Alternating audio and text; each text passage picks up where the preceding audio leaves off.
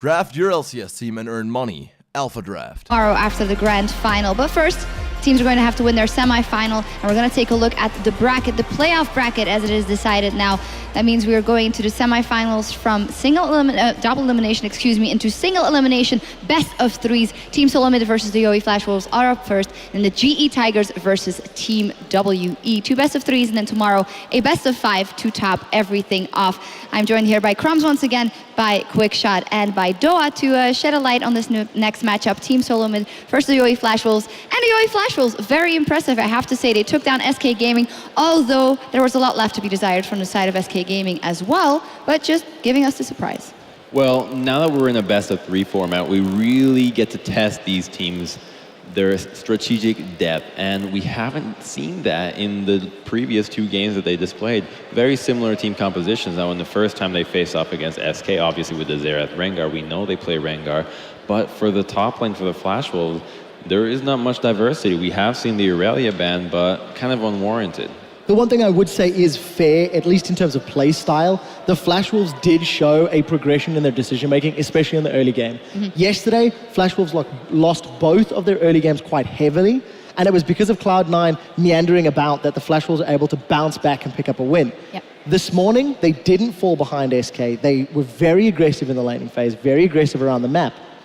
I don't know if they're going to have that same freedom against TSM. TSM, from what we saw yesterday, is just performing at a high level. Yeah, and at the same time, TSM coming into it with such huge momentum after that big win against CJ Antis. Everyone seemed to be playing extremely well. Lustboy looked fantastic on that Lulu. Everybody did their job in that game so well that you really have to give them the edge, especially in a best of three coming into this against the YoE Flash Wolves. Yep, let's take a look at the lineups for both teams coming into the semifinals, starting off with TSM, and they'll also be on the blue side for this one in the first game at least. We have Dyrus, Centaur, Bjergsen, Wild Turtle, and Lustboy. And on the other side, YoE Flash Wolves with Stake, Karsa, Maple, NL, and Sword Art. Yeah, we did touch on it shortly, but indeed it is a great difference. There was a lot of, I don't want to say randomness, because the teams really showed up and just upset a couple of teams in those best of ones, but it is a difference now that they have to go into a series with a planned strategy for a couple of games. Yeah, and the one thing I want to hit on really quickly is the fact that once SK lost the game, Locodoco actually tweeted, well, there goes 12 hours of preparation. Yep. You know, TSM had assumed SK were going to, okay, let's be honest, everybody assumed SK was going to win that matchup. Now all of a sudden they need to prepare for an unknown factor. Any research that you've done overnight, any planning, any back history on players gets thrown out the window. In theory, the Flash Wolves are a slightly weaker team in maximum capacity, but if the Flash Wolves have got a similar sort of strategy to get an early surprise against TSM, it could give them confidence. Well, personally, I wouldn't take Locodoco's Twitter too hard. No, man, he's 100% serious all the time on Twitter. Don't you know Locodoco? The point stands. Yesterday, TSM looked more prepared than they ever have. Tell me I'm wrong. Yes, but when they played the World League, it's a lineup that you have no research to do on the previous two teams. I would assume that, yes, you are right, that they probably prepared a lot more for SK, but they can't take the possibility out of the window that That's true. That's a mistake. Yep. Yes. Yeah. True enough. I mean, and again, just going back to the format, best of one, it can get a bit crazy. It did get a bit crazy over the last day or so. Yeah, a little bit crazy with this best of ones, but now again, we're into the best of three.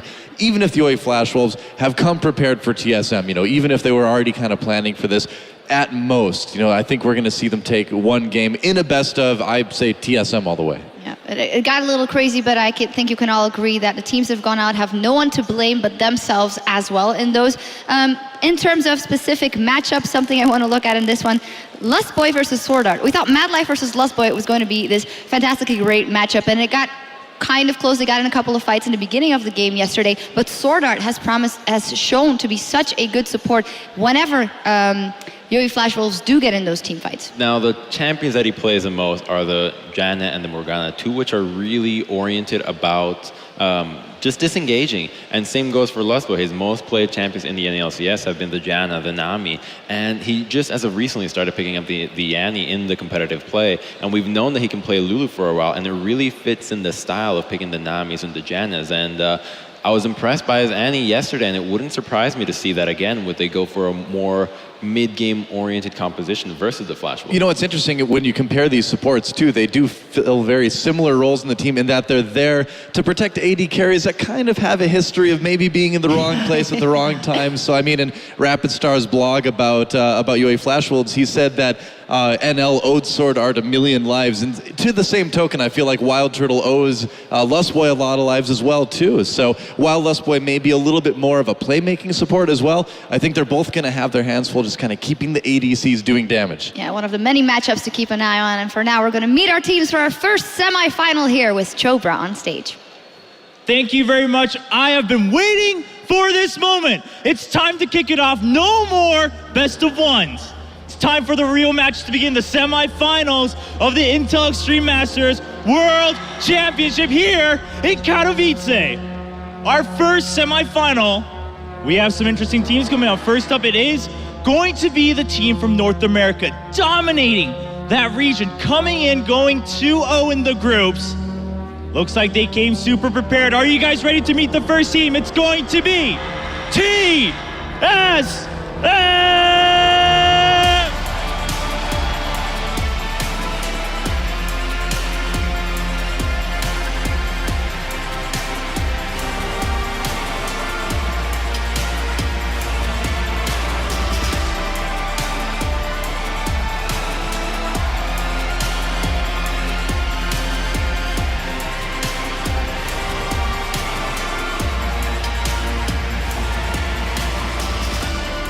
And their opponents.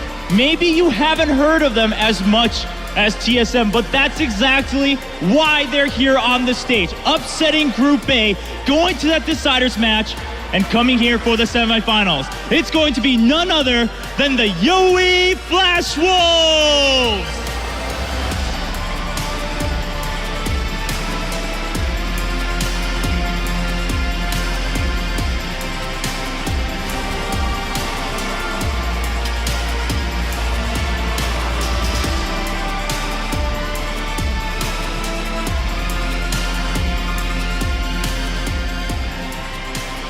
It's no longer just single battles. It's time for the war to begin here in Katowice. Let's kick it back to the expert desk to see what they think about the picks and bans. Thank you so much, Chobra.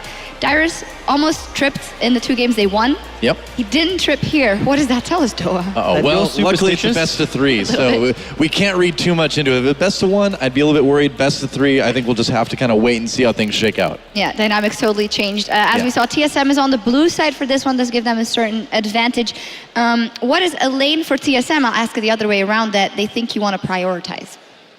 Not just the lane, but the champion. The Maokai has to come in again. Yep. And I wouldn't be surprised if the Flash Wolves feel like they have to ban it and kind of shoot their own foot at it. But Dyrus showed that he's an amazing Maokai yesterday with great flanks, great itemization, and with the change to the build from no longer getting a Roa to now a Righteous Fury or Righteous Glory, you no longer have that mid-game power drop. So that's what happened in the CJ game. They were able to fight in the mid-game and really snowball the game off that. I completely agree with that, and I think because of the fact that For the Flash Wolves stake is the weak link in many ways, or has been on certain champions, if you can force his hand to not be on a safer engage, point and click route like that Maokai, it's a very good call. Dyrus is a lot more versatile, I feel, than Stake. And yesterday he showed a cannon that was actually quite admirable. Struggled in lane, but the moment you got to team fights, I felt Dyrus had pretty good positioning and good slicing Maelstrom. So I agree on the top lane. The obvious one is also then going to be the jungle. Where will Rek'Sai feature? Where will Nidalee feature? Will they be banned? Will it be another Jarvan? There's a lot of questions to be answered. Yeah, definitely. It does seem like the UA Flash Wolves have a few more positions that are more easily targeted in picks and bans than TSM do as well. I wonder if we're going to maybe see that Zed get through for Bjergsen. Are we maybe going to see TSM trying to bring a little split pushing in there? Because UA Flash Wolves, I don't know how really well they'd be able to handle something like that. What do you guys think?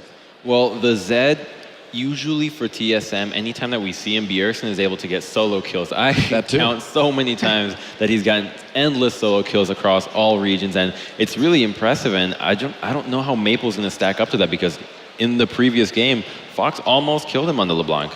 Yeah, very true. Well, it is time, guys, for picks and bans here in game number 1 between Team SoloMid and the SoloMid and the Yoey Flash Wolves, Morgana and Rumble, the first two bans here. Janna, the second ban, coming in for TSM now.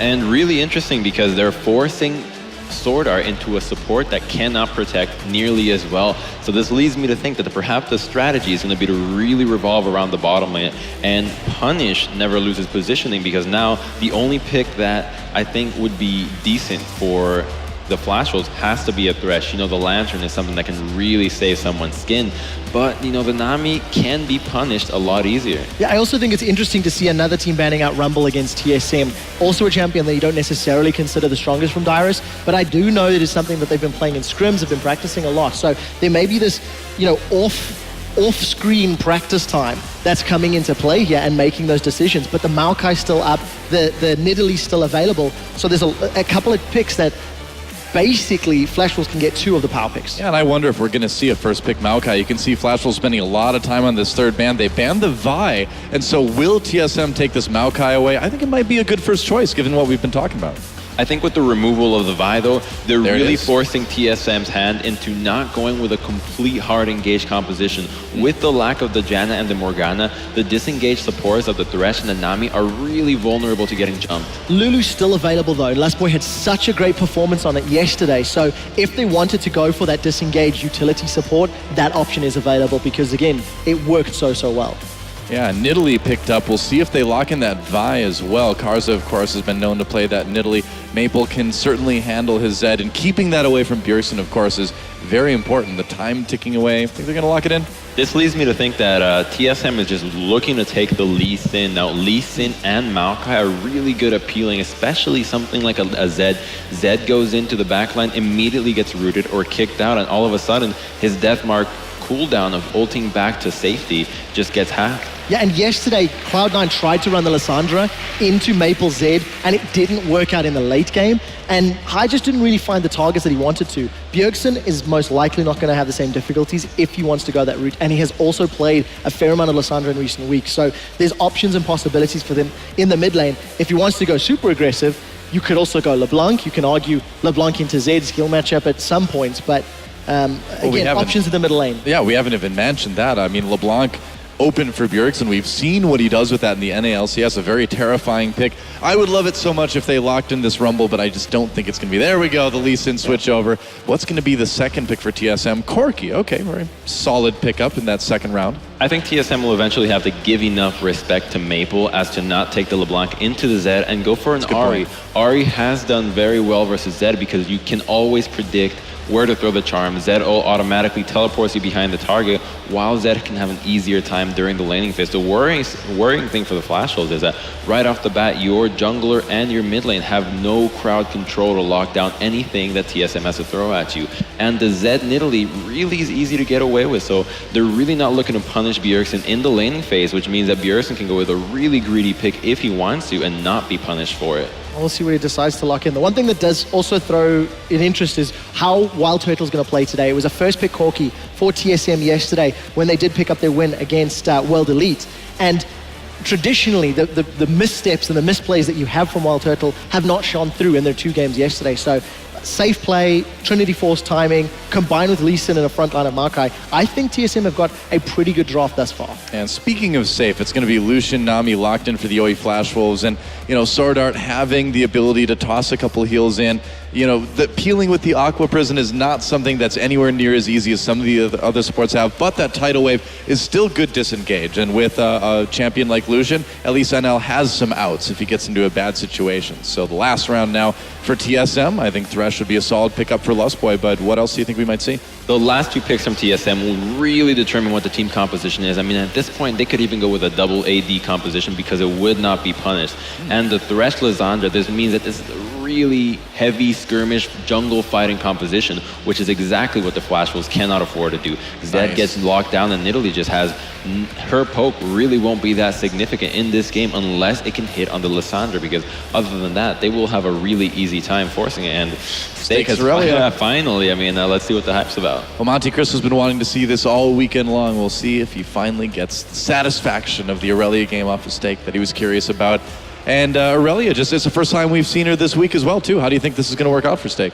I just think there's so much importance on this early game for Flash Wolves. They don't have a lot of CC outside of that bubble, and yes, there's a single target stun from Irelia, but Flash Wolves are going to be looking for skirmishes. I think if Maple can start roaming, work quite well with Casa, maybe they can try to shut people down, but Maokai needs to be held back. Yeah, the teams have chosen their champions. It is time for the very first semi-final here at the Intel Extreme Masters right after this.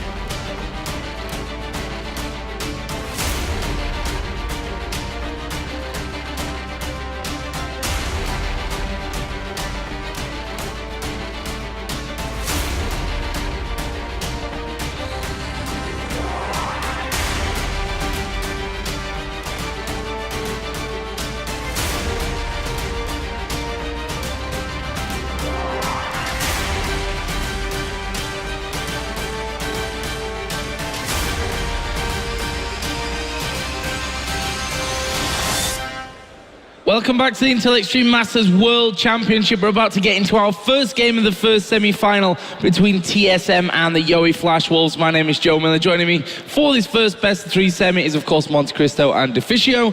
Guys, what do we make of these two setups here? Different setup from the Flash Wolves compared to what we've seen before. Very late game focused normally. This is mid-game skirmish all around. Fantastic strong lanes. TSM gonna have to lane swap here and slow down this early game a little bit. Yeah, I think that if you get into the standard lane setup right here, they will have quite a few issues. Of course, Karsa can just bounce between mid and top lane. There's a lot of kill pressure, and Lucian Nami should be able to hold their own into 2v2. So we'll see how the early warding patterns go. Well, here we go into the game then. TSM versus the Yowie Flash Wolves. Of course, TSM, as they seem to be wherever they go, a crowd favorite. Well, the Yowie Flash Wolves showing that they can bust through these group stages and maybe, just maybe, pull off what would be a huge upset considering the form that we've seen from these two teams so far. But we're going to find out here. TSM moving out of the base right now, actually all together on the top side of the map.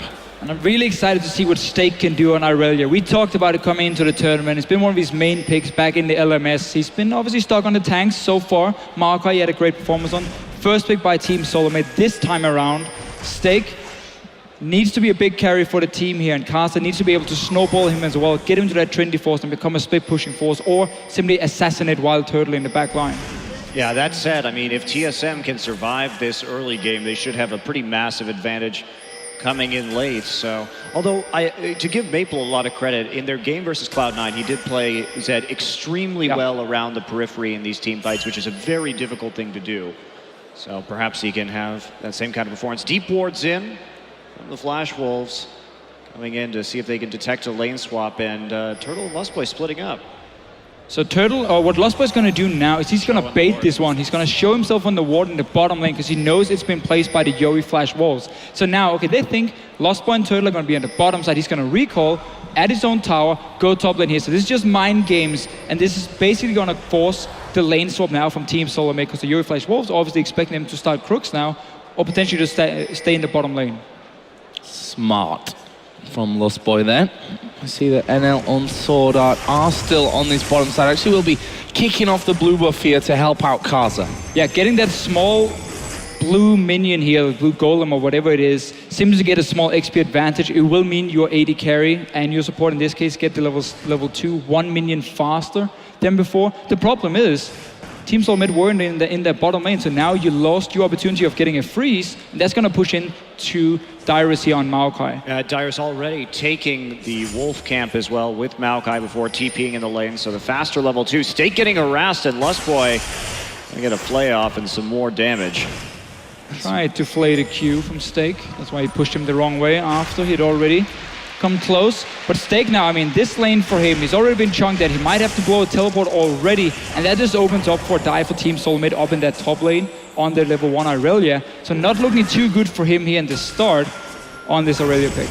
Look at this though, Karza actually inside of the TSM jungle right now, looking to steal away a red buff, and well, it's going to be pretty much mirrored on the top side of the map. Lustboy's already pulled that one out here to help out his teammate Santorin, and they will be finishing that one off without any real problems. The question is, where do they go after that? There's a ward on the top side to stop Zed really being pushed there, but Stake is still level 1. He's got a ward in that brush as well, so he should see this one coming. But Santorin should go straight top lane here. You don't even need to kill that Irelia, you just need to force her away from the tower because there's so many minions pushing in. If you get a flash, that's just a bonus.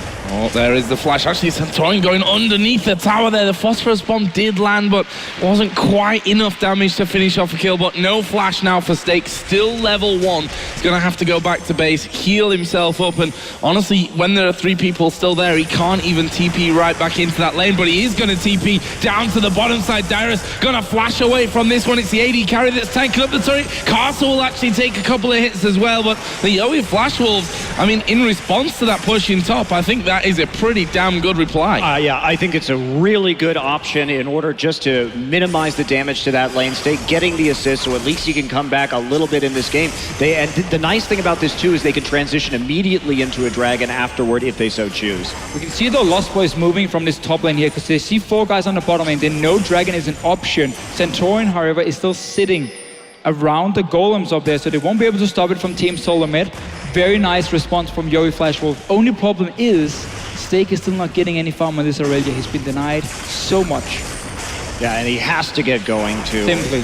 Yeah, it's about these power spikes. So even though we do see TSM giving up that first blood and the first turret and the first dragon right here, I mean, the farm, it just isn't there quite yet. And where are they going to find it on Stake right now? How are they going to deal with the situation? Probably by flipping their duo into the top side. And another problem here for the Yowie Flash Wolves, they didn't manage to bounce the wave on the bot lane tower when they killed it. So there's now a massive wave pushing down towards Dyrus that he can slowly just sit, farm away. So he's now going to get a level advantage, obviously a CS advantage as well over Stake here. And that wave, if they choose to swap Dyrus to the top lane now, well then Wild Turtle is just going to come in and pick up all this farm for himself. So this is a very good setup from Team SoloMid. Despite Yowie Flash Wolf getting that first blood, they didn't have time to bounce the tower because they wanted the dragon as well. Yeah, with the tower going down too, Stake's easy farm close to that tier 2 will be taken up instead by NL. And now they're moving into the bottom side once again. Honestly, they had to put Stake top lane here to get the wave. Yeah. And they sacrificed him completely by giving that farm to Never Lose, because now, look at the wave here. He needs so many players to help him just push the wave into the tower and reset the whole thing. And then Team SoloMid can even walk down and dive him if he's caught in the middle of the lane or just gank him. They're coming around though. There are 4 members of the Flash Wolves down on this bottom side. Yeah, that's Lustboy that's going to be basically sacrificed there. Well, he chose to flash over the wall, which I'm not sure was particularly needed there at the end.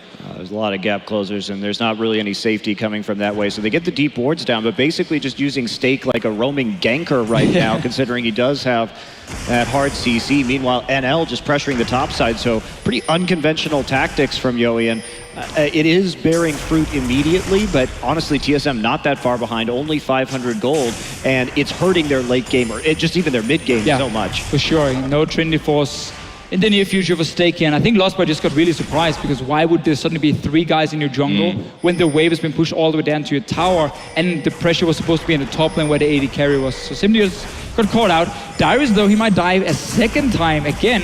Yowie Flash Wolf, they want him. Oh, Carter coming in from this one. Santorin is there as well, but NL already got the damage here to finish off this kill, and that's Dyrus going down twice in a row. And that means that this second turret for the Yowie Flash Wolves should be falling as well. They're just waiting for another wave to actually get close to that tower so that they can get in there and do the damage. But that one is well and truly going down. So the Flash Wolves got the outer, top and bottom turret. turrets. Now, Stake is being helped out by the global gold from the turrets and the 2 assists that he had, but at the end of the day, he's still level 2. And, I mean, with Dyrus is already up there at 5, this is going to be hugely problematic. This Aurelia just is probably not going to be able to do much in this game. You fall this far behind on Aurelia, you have massive issues. Yeah, and right now, Stake has 400 gold less than his support. And that says a lot when you need to get a Trinity Force and your support is like, yeah, well, I have more gold than our top lane Bruiser carry here.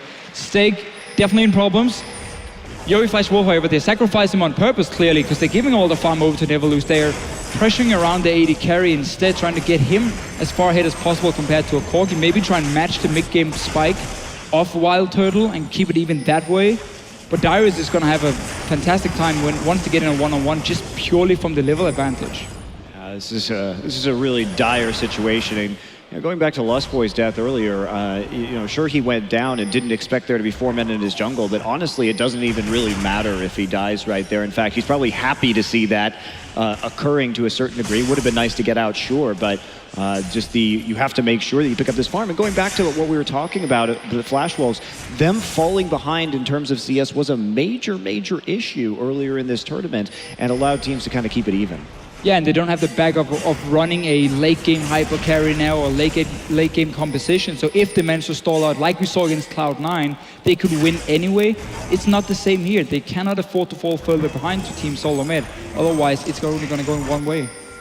Well, Stake now has a grand total of 7 CS. It took him actually 8 minutes to get past 1 CS, just showing how far behind he well and truly is. At the moment, though, we can see a bit of a battle there for this red buff. Karsa does have Sword Art there to help him, but Wild Turtle on that top side of the map as well. And it looks like the Yuri Flash Wolves have said, guys, we just can't fight for this one. Stake offers us nothing here, and he needs that CS in the top lane. He can't spend any more time helping out. Exactly. What Team SoloMid is doing is they're playing around the weakest member of the Flash Wolves at the moment, so you will always have an advantage, even in a 4 versus 4 fight. Stake will do nothing as a level 4 Aurelia to a level 7 Corki. So they're simply just moving around the wards and the players to always pressure the lane Stake is sitting in to make it harder for him to farm and always get free damage on a tower. Yeah, and there's just no pushing forward either with Stake. So with all the vision control, TSM definitely using the better side of the map at the moment. And since the bottom tower is already down, it's just NL farming up. And if we go back to the draft in this game too, and of course the Fisher is pointing out our TP here on Maokai. That was just for you on the screen. Yep. And coming here too, if we look at the draft, I think a lot of the reason that TSM took out the Morgana and the Janna was because NL really hasn't had the best positioning in this tournament. He had some questionable Kog'Maw flashes in the last game, and so if you remove Sword Art's ability to bail him out of bad situations, so this is the guy who's being expected to carry this team right now, and he really has to step up. Let's see how that all works out for them. They're up, of course, in kill 3-0. NL with 2 of those, and got himself BF Sword, Pickaxe, and Avarice Blade, so mixing up his build a little bit at the start. Of course, on the other side, Wild Turtle going to be rushing straight into that Trinity Force. Also got Seeker's Arm Guard out there for Bjergsen, so getting that armor in early on, so he doesn't have too many problems. But on this top lane again, Santorin and Lustboy going to team up here. We see the exhaust going down. The hook from Lustboy actually missing there. Q from Santorin has landed though, and he's going to follow through on this one. Santorin taking a big amount of damage there. They will finish him off in the end, but Lustboy going incredibly low, and they'd already lost Santorin. Well done by Stake in that scenario. That's the best he could have hoped for there. Yeah, getting 1 kill for him was definitely the best situation for Stake and the Yuri Flash Wolf getting that dragon. You can see our Team SoloMid, they don't care about it. They don't want to fight too much in the mid game here, at least not before you got a Trinity Force and Hourglass for Bjergsen. So they went straight to top lane to kill the poor Stake while the dragon was spawning, sacrificing that one on purpose. Don't care about the stacks if you can fight for it on the 3rd or 4th anyway, but you can be stronger because you've shut down this Aurelia so much. Well, but even so, just handing over a kill at this point is... Oh yeah, misplay for sure. Yeah, misplay for sure. And also, I want to point out the pink wards that we do see in the Flash Wolves jungle right now, because they immediately took that vision back. They know TSM was on that warding mission, and that allowed Stake to push out a little more safely and therefore force the dive, because you could see it in advance. And we see again here the Yuri Flash Wolf, they see openings where they can start pushing in towers. Lost One Santorin has been roaming to kill Stake a few times, but haven't been really paying attention to defending their own lanes. And that's why the Yuri Flash Wolves are sitting on 3 towers to 2 now. Will have to trade for the mid lane though. Well, in a 4 and outer, albeit for the middle turret. And it looks like they may just push around onto the top side of the map here. Steak. A lot of them spotted out because of those pink wards. There is Santorin going through. He will spot that one. There is still one by the Raptor camp though, so that saw them moving up there anyway. And now Maple gonna have a go at Dyrus. He's gonna go all in onto him. Will Dyrus be able to survive this one? The death mark not popping for so much damage, and I think Dyrus is just gonna be able to walk away from that. And no brutalizer yet for Maple here. Just wanted to see if he can force a summoner out of Dyrus, and he got it for himself. And also push in the lane, reset the whole thing. Still some very good wards, honestly, defensively from the Yuri Flash Wolves, and also in the jungle of Team SoloMid around the red buff. So they have had all the focus so far on the bottom lane, and again, around Never Lose. He's been the guy to simply take down the towers. Rest of the team were just assisting him. And also, it's important to note too, when we look at Bjergsen's play, what he does that's a little more unorthodox on Lissandra is that he will split push solo by himself frequently. TSM really likes to use Bjergsen's dueling ability to get that one-on-one and have him snowball off of those solo kills. And it's not something that we see on a lot of other Lissandra players, but it is an interesting kind of quirk to his play. Yeah, I agree 100%. And it's simply because he's so good, and it's a style he's been playing ever since he got into the LCS, into competitive League of Legends. I mean, when I played on team with him, it was all about split pushing every single game. So he's so good at this style. He knows when to back away, and his team, of course, can communicate properly. When are we pressuring certain lanes? When do we have to go deep board? And that's why it works so well for Team SoloMid. Just want to point out that Stake is now a medium at this stage. Got up to 54 CS compared to the 49 of Dyrus. And, you know, he's sat 1-1-2, which is a better scoreline than what Dyrus has managed to this point, and now has more farm than him. So credit where it's due there. Stake getting back into this. Yeah, not to mention catching up in levels as well. So this has been, I think they've read what TSM has been doing. Like we said, the clearing out those wards in the topside jungle really helped out Stake right there. And TSM couldn't maintain that control early on. So Stake kind of surprisingly right back in this game. And they also have those 2 dragons. Setting up a trap here. The clever Dane spots it out for Santorin. I did see though there's a very late tier coming in for Castle. Let's talk about that one later. Now Bjergsen and his split pushing adventures. Yeah, you just said he knows when to back away. Sword Art actually going incredibly low from that one. Bjergsen will flash through, gets a kill. So 1 for 1. I don't think it could have gone really much better for him in that scenario. We see there the Flash was actually trying to get across to pick off someone else. Didn't quite manage it though. I'm actually surprised that Exhaust wasn't used right there in order to secure that kill a little more safely, because they may have been able to maintain some pressure or move into the mid lane and try and take that afterwards, but instead they do trade for 1-for-1. Still preferable for the Flash Wolves. Yeah, and it's very clear that Team SoloMid are getting very surprised about the aggressive play early on here from the Flash Wolves, how they keep invading into the jungle. They sit on a pink ward there. We saw Santorin check it, but by that time, Bjergsen was already caught so far up the lane that it could just collapse on him after. And obviously Dyrus was sitting in the top lane. Teleport is ready now. Wasn't there before, so just a good kill for them, or at least a 1-for-1 we can say. I think maybe Sword Art was gonna say it's a safe kill, and then as soon as Bjergsen ultis himself, you can't really exhaust him. But as you pointed out, a little bit of a misplay for him. Yeah, we're really narrowing down on the crucial part of the game, I feel, for Yowie as well, as Stake is getting in closer to what we see here with the Trinity Force and the Blade of the Ruined King with the Brutalizer. So the next few minutes are going to be very crucial to see how far ahead Flash Wolves can get, and if they can continue to punish and put down some objectives. And I really dislike the way Team SoloMid has played the last few minutes regarding that top lane, because they keep pushing the waves down to Stake and then just leave him to it, because they simply lose something elsewhere on the map. So when Dyrus was pushing up the top lane before, there was 2 or 3 waves for Stake under his own tower. You can see he's catching up in CS again. He's gonna get a Trinity Force, not in a optimal time, but it's not even that delayed compared to what we expected looking at the start for him. Yeah, we're in 16.5 minutes in there. Not as bad as it looked to be right from the very get-go. And again, they've moved 3 men to this mid lane. Wild Turtle is there to try and push them back. He has that Trinity Force done. Infinity Edge for NL over on the other side also finished there, and he's just going to be recalling with 1,500 gold. So just going to be moving up towards that Shiv by the looks of it.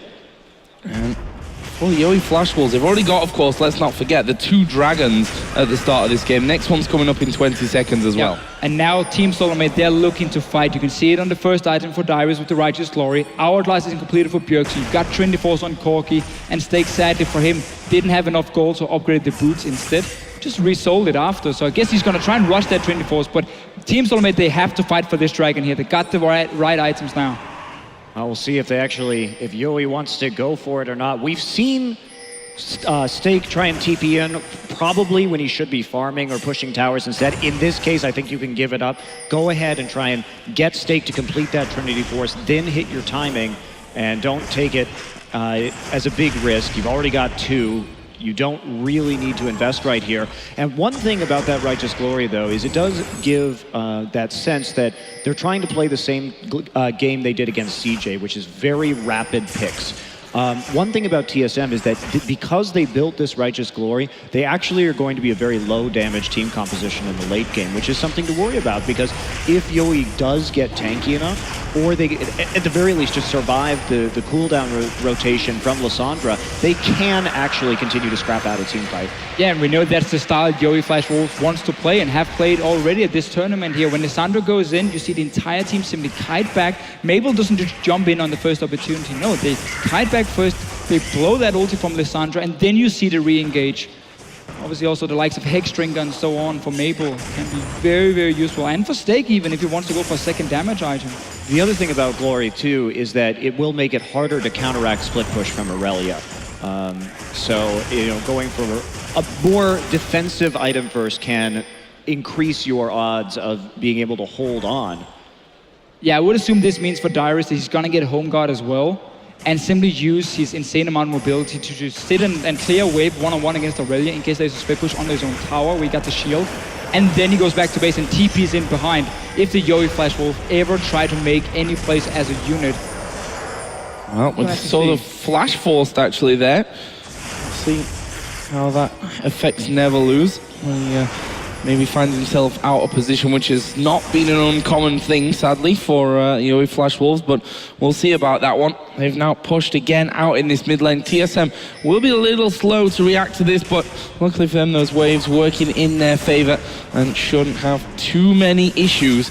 Are they going to go diving in for this one? Bjergsen probably the man to watch in this scenario with that Zhonya's with his ultimate ready.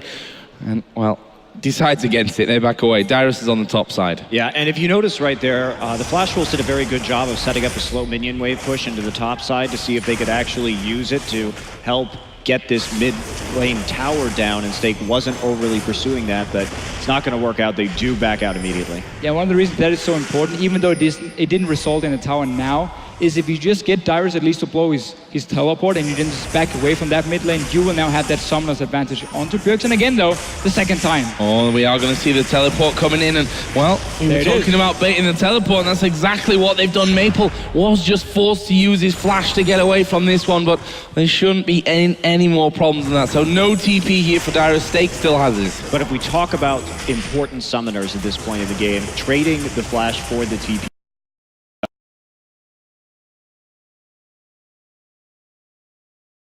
that is actually a favorable trade, but they have to make an edge out of it in the next coming couple of minutes.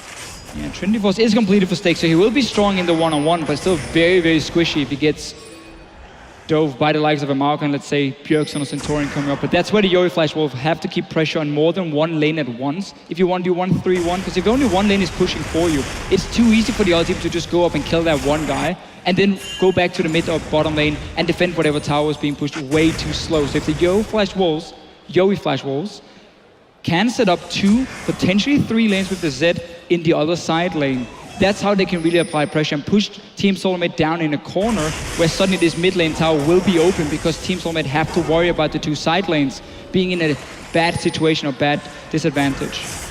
Well, we just saw the recall there from Maple and actually upgrading his boots there, so looks like he may want that extra bit of pace to move down those lanes. TSM actually looking to collapse in onto Stake in his top side. There is that ward there, and Stake already starting his retreat. I'm not sure they're going to be able to cut him off. Bjergsen coming around. Depends here how Santorini can land this Q and where Bjergsen is going to go. There is the Q landing onto Stake. The hook will land as well, and this should be a kill for TSM, but Santorin taking a beating in the process. It's a kill nonetheless. And we just talked about this here. You cannot go and start split pushing if your other lanes are not in a position to punish the team for sending 3 or 4 guys to kill your split pusher. The bottom lane is not in a good spot. Mid lane, maybe they can take a tower for it.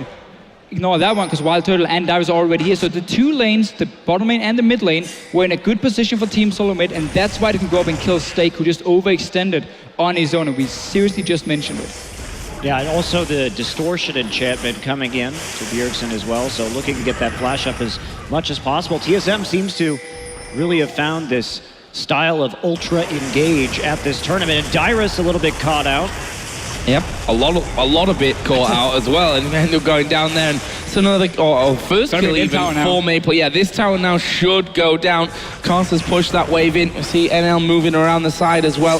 Lostboy actually trying to defend that one, but no way they could keep it alive. Had already taken a lot of damage earlier on, but TSM looking to maybe push out and chase this one down.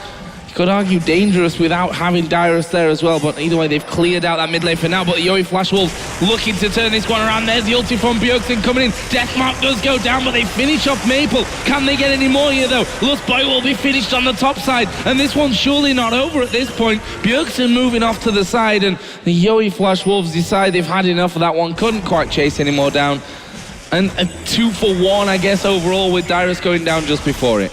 I think if Stake had teleported just a half second sooner, that would have been an amazing team fight for the Yowie Flash Wolves. By killing Dyrus, they had already set themselves up for the 5v4, but Stake's presence, they didn't engage in time with that. They had to wait for him to arrive for the team fight, and they had the wards in the river as well to try and box them in. They could have herded Team SoloMid up the river and delivered Stake into the back lines. And that's what we have to remember here. Stake is the main engage for the Yowie Flash Wolves here. You're not going to send in your Nidalee first. Zed, if he jumps in, it's too easy to have your defensive summoners ready or defensive abilities. Simply just kite him back and survive that all in. So Stake needs to be there if they ever want to start a fight. But that's why normally the Yowie Flash Wolves, and also with this comp, it's more about kiting first. If you're in a standard 5 versus 5, get Bjergsen to waste his claw, waste his ulti, and then you can re-engage after. Yeah, that's right. I mean, if you're Flash Wolves, you really want the hourglass blown by Stake being on top of Lissandra. Therefore, it frees up Deathmark for Corki. That's how you have to play these team fights. And here's a Righteous Glory engage. Not going to find anything. Just sending a message. That's all. I'm not sure what message he was really sending, but... The message was, we won't have Righteous Glory for this dragon. Basically, yeah. No Flash either. Message received, I think, from the Flash Wolves there, but if TSM can get this one, it would put the dragon score at 2 apiece. Flash Wolves getting the first 2. There's a big spear onto Lustboy. That might be enough to send TSM packing or not. Bjergsen gonna claw in. They've gone for Sword Art. They get Nidalee down to half health as well. There's the kick onto Casa. Dyrus will follow up. It's Stake in the back lines, but he's already been taken out of this one. And this is not looking good for the Yowie Flash Wolves, or is it? NL's actually gone charging in there. Managed to get himself 2. Will he get 3? He should do here. Bjergsen will come out of the Zhonya's. That's a triple kill for NL. Dyrus is trying to escape down the bottom side, but I think the Flash Wolves here care more for the dragon. It's going to give them their 3rd of the game, plus a 3-for-2 encounter. And that looked so bad in the start here for the Yowie Flash Wolf, but everything from Team SoloMid were blown onto Casa, the Nidalee here in the fight itself. Neverlose standing there with the QSS, didn't have to use it in the fight at all. Not sure if he got it after though. So he's just kind of dragging, so no, he had it in the fight, he just didn't use it. And simply everything blown. Notice this on the Nidalee. Ulti from Bjergsen. Centurion is going to blow his ulti as well. Even the snare from Dyrus onto Casa. I mean, the guy's been annoying, but he's not that annoying. You got to blow everything on him. Stake in the backline, and now never lose. Notice him just dancing around here. There's no CC left to lock him up, and he's just going to clean house. Turtle walking forward right there when the rest of his team was so low, pretty much ensured his demise. Bjergsen can't quite make it out with that Zhonya's. I want to point out, too, that now Last Whisper done, but before that fight, he didn't really, Never Loses ahead. He didn't need that Last Whisper because there's just no armor. Finally, a shroud down onto Dyrus, but otherwise, he was very free to get that QSS. And again, remember the TSM is dependent on Magic Burst in the late game.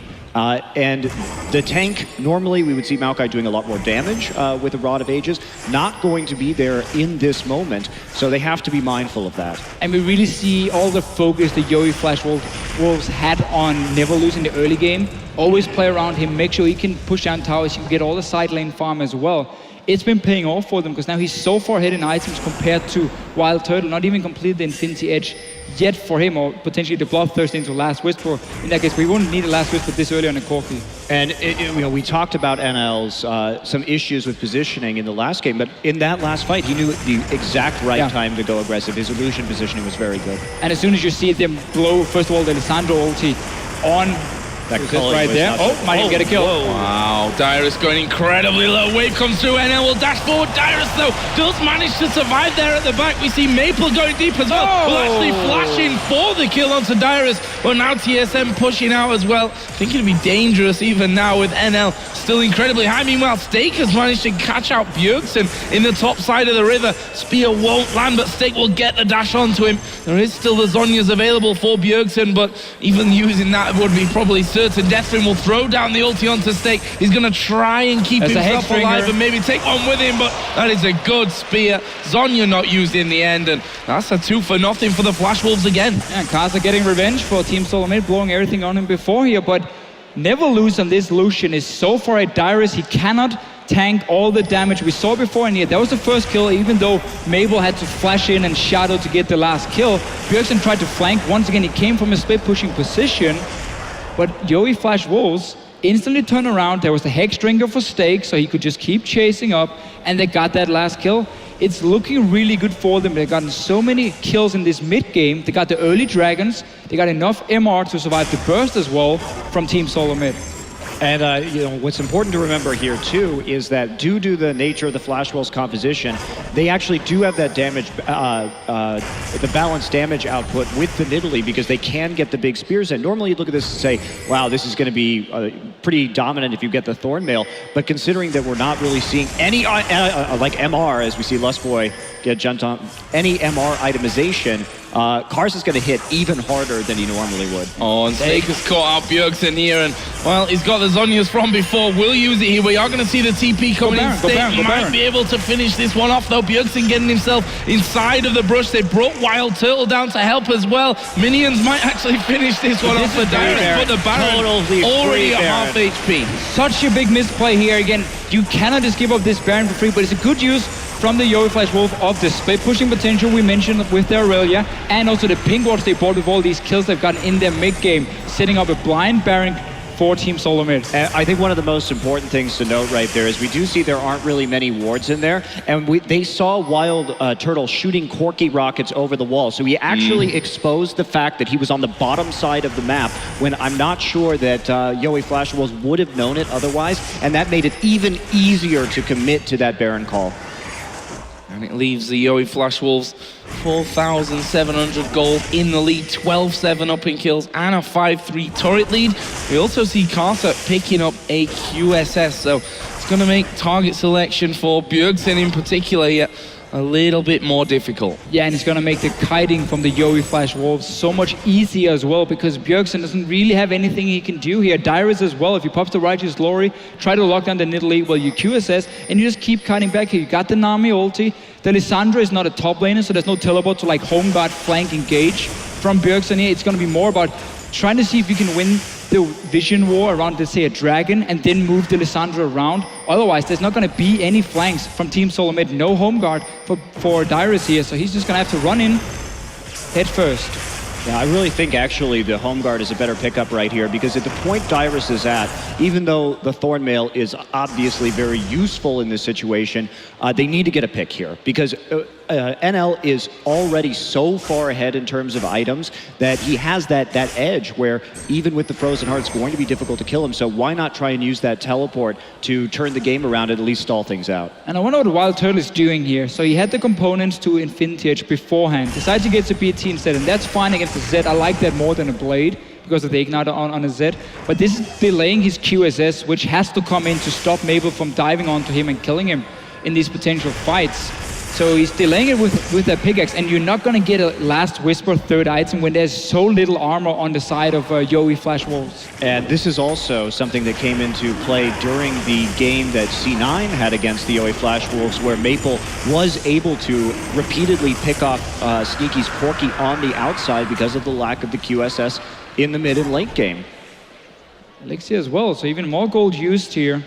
for Wild Turtle. He's going to be an easy target for the Flash Wolves. And guess what? That's 4 dragons as well. So the timer really on, and Flash Wolves has a pretty substantial gold lead right now. They should be confident going into any further fights. Well, going to push down on towards this bottom lane, of course, with that Baron buff still on. Able to buff up those minions and cause a few more issues for TSM. And NL, when he hits those towers, they really do not last long with that double tap passive as well. We'll see if they can actually get in there. They've got Zed pushing the mid lane. They've also got Irelia on the top side. So actually pushing on all 3 fronts at this stage. Yeah, as they should be. Keep them bottled up. You have the split push advantage still.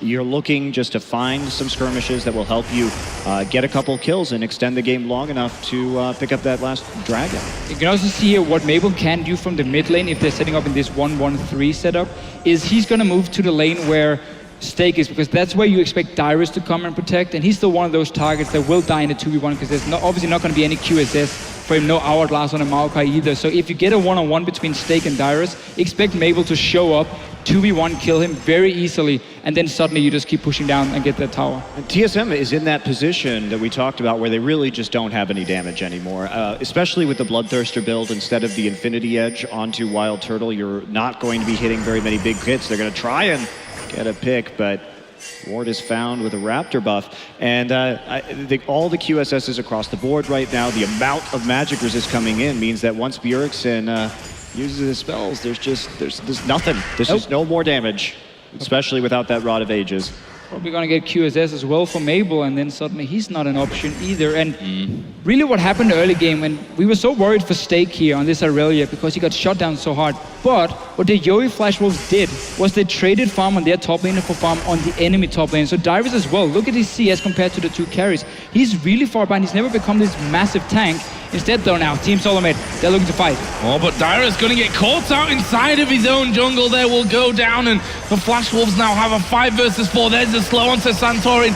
We see the push from around the side coming in as well. The spear not quite doing enough damage, but that means they open up this first inhibitor turret. That will go down, the inhib will fall as well, and oh, he's going to be close though. Bjergsen actually diving in, gets QSS out, will use his Zonya straight away afterwards. Can he escape it? No, he can't. Swordart gets that one. Maple actually inside of the base was finished by Santorin, and they've decided not to push through, but that tower's so low. It was actually a big mistake there from NL to take so much turret damage. Of course, using the Nidalee heal and the Bloodthirster shield can allow you to tank for a little bit of time, but it was so easy for him. I mean, NL he got killed so fast he didn't even have a chance to do anything at all right there. Didn't even bother to pop his QSS. Or his heal. Yeah, nothing he could do. Bjergsen is a very high damage Lissandra. If we look at his build, he hasn't gone for CDR boots. He has that extra magic penetration, so he can one-shot you, especially if you're at that low health from the turret. So misplay from the Wolves on that siege. They're still in a very comfortable position. Yeah, we just saw how fast Dyrus died before here. He was caught in the jungle against 3 members of the Flash Wolves, and they just killed him instantly. So by simply them trading farm on Stake, or well, denying their own top laner, they also denied Dyrus because they kept pushing the lanes where he was with 3 or 4 guys. They kept diving him in the early game, remember, where they killed him 2 or 3 times as well. And it simply kept him down, and he was going to be this big late game tank that was going to make Team SoloMid being able to somewhat outscale the Flash Wolves because he just would be unkillable. But they really used this mid game so well, and especially used Never Lose on this Lucian. Yeah, I really think the next big power spike too is going to be that Void Staff on Karsa. There is no MR on TSM. So that Void Staff, he's going to be able to chunk pretty much anybody to 50% health with 1 spear. And that's going to be a big problem as they try and contest objectives around this Baron and around this Dragon as they start to spawn. Dyrus is pretty much alone there. He needs to be super careful. Actually has to take the lantern away. The wave will connect and Stake moving forward. Who's he going to go for? Actually, they engage onto Stake. It might just well finish him off here. Will actually flash after using his QSS, but Maple dives in the middle as well. Dyrus is going to go down to the death mark. They catch Wild Turtle, and the Yowie Flash Wolves may be making one final push. They can finish They now. blast down Bjergsen. Now Lustboy trying to run off to the side. He will fall as well, and it leaves just Santorin to try and defend. They can push this mid wave out and just go for the win. You really have to credit the Flash Wolves. when we saw them fall behind with Stake early, they were unpredictable in the way they used that Aurelia. And in spite of NL's poor positioning kind of throughout this tournament so far, he really showed up in this game and proved he can carry this team. A new level 1 strategy with an Aurelia and a lane swap for sure. Definitely caught TSM off guard. There were many times where the Yori Flash Wolves got a few kills here and there in the jungle of Team SoloMid as well, where they simply didn't expect them to be. And that worked so well for them. No finish, 2 inhibitors. Well, I guess it's the next best thing. I mean, you got 20 seconds, Solar Dragon, Baron's live. I think, I like my shot calling conservative Deficio. Played so safe, I'll take this one. I think it's a better plan just to for sure. slowly roll out the rest of this game. See if Team SoloMid can manage to steal this dragon here. They're moving in just, I don't know, I mean, you gotta sacrifice your jungler here, I guess, for it. There's really nothing else. Wild Turtle is gonna be late for this fight, but so will Mabel. Do you just rush it here? No.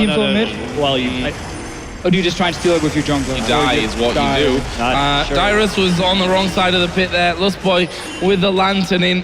Well, didn't quite help things out. Santorin will come across, try and steal this one, but that's going to go down, and that means that 5 dragon markers being hit. They kill off Santorin as well. That's 2 men down. That means probably inhibitor number 3 is going to be close to going down. They might as well, just take a Baron on their way through as well. But it's 3 versus 5 here for a good 30 seconds for Santorin. This is looking like it could be the end. Yeah, just Siege right now, when you have the man advantage, if you take Baron, you're back in a 5v5. And this is, I think, the easier play right here, just to finish out this game. And definitely this match, a bit of a surprising upset so far, but the Flash Wolves playing the map really well for the second game in a row. Really used that comp so well, and a different tactic in the lane swap would really paid off for the Yori Flash Wolves here.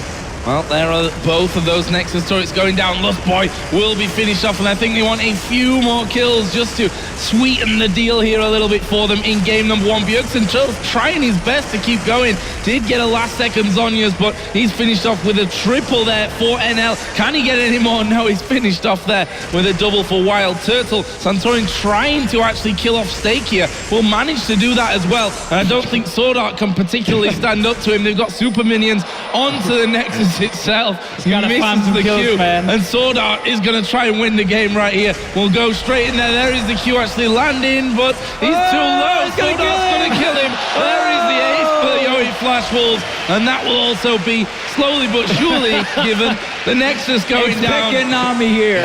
You gotta get that finished. When is the IEM? So game number 1 going over to the Yori Flash Wolves. We said this is the underdog team so far. TSM looked great in their 2 previous games. Yori Flash Wolves stepped it up big time They today. really did, and I think the big key in the next game has to be Flash Wolves are on the blue side. Yeah. They have the Maokai advantage. We've seen that Stake can muddle through on that champion. Now the Aurelia threat as well. So how do the pick and bans go? Because the Flash Wolves do have that choice of taking it away. And will TSM be able to perform without that pick? I just find it so amazing how they find a way to make Stake useful despite denying him so much farm in the early game. And we were talking to Clement Chu, who's one of the casters of the LMS region before, and he said, well, lane swap for Yori Flash Wolves, they don't care about Stake, he's gonna handle himself. And that worked right here. I've never seen someone do it with an Aurelia pick before. That was quite impressive, actually. Just shutting down Dyrus, he was gonna be the big tank in the late game. He never got there, and that was such a big problem for Team SoloMid. Well, game number 1 going over to the Yori Flash Wolves. We're going to head to the expert desk to break down that game 1. Thank you very much, Joe. The madness continues here at the Intel Extreme Masters Katowice. Trevor, you brought up the tweet that Lokodoku had about the preparation that TSM had done and maybe not expecting this opponent. How much of it was mispreparation, maybe, by TSM? I'm leaving that in the middle. And how much was the Joey Flash Wolves just coming up with an entirely new plan out of, well, thin air, basically? I don't really know if we can equate percentages, but it is interesting to see. You know, the Aurelia pick came out. There's been so much talk about when we were going to see it, who was going to run it, etc., etc. And Stake had an okay game after the lane swap shenanigans had ended. I think TSM did a decent-ish job in theory, but their execution was bad. We had missed plays, death sentences didn't land. We didn't see Santorin landing sonic waves in the early game. It felt like, first of all, TSM were a little caught off guard.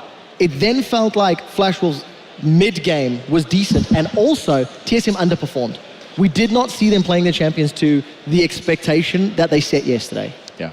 I think going into the tournament, we felt like TSM's NALCS performances really showed a lack of control in terms of the objective games in both Towers and the Dragons. And Yowie Flash was in their first games, didn't really show much of that, but in these last two games versus SK and TSM, they've shown a clear-cut plan in terms of focusing those early tower, going for the 4-man pushes, and then transitioning to that into an early Dragon, and then eventually snowballing a really strong 4th Dragon potential from the get-go, which gives you a really early, almost a win condition by the time you get that 5th Dragon. And then I think that the deciding factor for TSM was a really underwhelming performance by Centaurian. He had a lot of misplays and just wasn't on the map as much as he should have. You know, you have a lot of setup with the Maokai and the Lissandra and the Thresh, and none of that was really done. And the one time that they could have really punished Stake, traded a 1-for-1, and now all of a sudden the entire early game that was devoted to shutting down Stake is gone. And it actually took me back to pick some bench just before you go, because we had the Maokai first pick coming in of TSM when they could have gone for the Nidalee. And I feel like the Yowie Flash Wolves had it somewhat prepared and knew that they were going to go for that Maokai because we've put so much emphasis on it and how good Stake was on it. And then they could have the Nidalee. Centaurian had to go for Lee and just couldn't make anything happen. Was it just a champion? Of course. Well, I mean, the thing is when you take the Irelia is somewhat like Maokai, but harder to execute in the sense that it's a point-and-click 2-second stun. So a champion like Lissandra has to be very careful going into that, just because, you know, Irelia is going to be usually a little bit chunked, taking a little bit of the Corky poke going into it. And Bjergsen's job is made that much harder because now, unlike a Maokai snare, the Irelia stun, you're going to die in 2 seconds. No Crucible from Lustboy, and Bjergsen's job of trying to 1v5 is just becomes that much harder. Yeah, absolutely. And I mean, it seemed to me too like TSM just was kind of so thrown off their game by kind of the weirdness of the first 10 minutes that they just seemed out of sync for the rest of it. We saw Dyrus getting caught over and over and over again in the last half of that game. So just a very kind of bizarre performance from TSM, especially after the last game we saw them play against CJ. Yeah, and in the team fights that they get, they also had a problem with the focus and in the targets. We have a specific fight that we want to replay for you guys in which NL ends up getting a triple kill because he was left, well, basically untouched. We'll get that replay on in just a second. And again, I say it's NL that did good, but you say it's Sword Art. It's Sword Art all the way with the Sami. Going into this team fight, it's a mid-game team fight. TSM has a good power spike with the Righteous Glory. Lissandra really strong right now, trying to capitalize on the bad pounce by the Nidalee. Immediately goes in. She's forced to flash. Now being her ultimate projectile, this bubble right here saves the fight because now they cannot instantly kill the Nidalee. Nidalee gets a pounce, forcing Centaurian to commit deeply for the kick on the Nidalee. Now they've used all their cooldowns on the Nidalee and the Irelia, and you have Lucian just hitting the back lane completely for free, and Zed, none of the crowd control has been used on him, so he can easily go in, drop the shadow, keep slowing TSM, and you see those shurikens and E-slows really helping out, facilitating Lucian's job to clean up. And, you know, it was a great bubble by Swordart, and it felt like TSM kind of baited themselves, and that's kind of how the team comp that Yowie Flash Wolves have, how it works. They kind of bait the team to go into you. Another bubble right at the end there, just as Bjergsen came out of the hourglass. But I do also think we need to give some praise to Stake. He had a very difficult early game. After that lane swap, Deficio actually highlighted how the lane was not pushing in Stake's favor, so Dyrus got some early free safe farm in the opening 10 minutes. There was multiple repeated ganks onto Stake's lane. And yes, he had a delayed power spike, but once he hit it, he did relatively well. End of the game, 3-6 and 14. And for a guy who's had a very shaky performance yesterday, we question, can he only play Maokai? The Irelia was the answer. And I think it was a good performance. For him in particular, he's definitely going to draw confidence from this win. In that team fight as well, jumped straight onto Wild Turtle, was pulling some aggro and allowing his backline to stay safe. Also, good decision by him or bad decision by TSM, the fact that he was able to get a farm because the waves kept being pushed in his favor. He just sat back a little and he had the bigger engages and flanks in those team fights as well. So looking ahead, NL, never lose or never give me Lucian. I don't know if it's just a champion or is that something they're going to have to look at for the next game, turning sides. Maybe Centaurian has to get on something. He has to get his hands on Rek'Sai, I think, or Nidalee. I don't know. I mean, even on the Nidalee games we've seen has been a little lackluster. Perhaps something more, a little bit more supportish, like a new. No. But doubt that. Just the fact that, for instance, we give a lot of credit to Stake, and he did play those very well, but I felt like Centaurian and Lustboy, the synergy between themselves just wasn't there and really punishing Stake. You know, when you get your second CS at 10 minutes, that should be a win condition in itself for TSM. Yeah, and you know, you can't deny the fact TSM did misplay and did underperform. You know, they were missing skill shots, they weren't on the same page, and they made some questionable calls. But I do think a lot of the praise for the Flash Wolves in the mid game has to be put on their shoulders. They were forcing TSM's hand. They kept TSM on the back foot, kept them defending, and as long as the Flash Wolves kept playing aggressively, TSM made mistakes because they were forced to. Yep. TSM has to go back to the drawing board for this one, so we're going to take a short break. In that break, you can check out the Score Esports app as they have a recap up for WE versus CJ Entis as well, so if you want to refresh your memory on that one. But for us, we're going to take a quick break, but we'll be back with Game 2 in just a minute.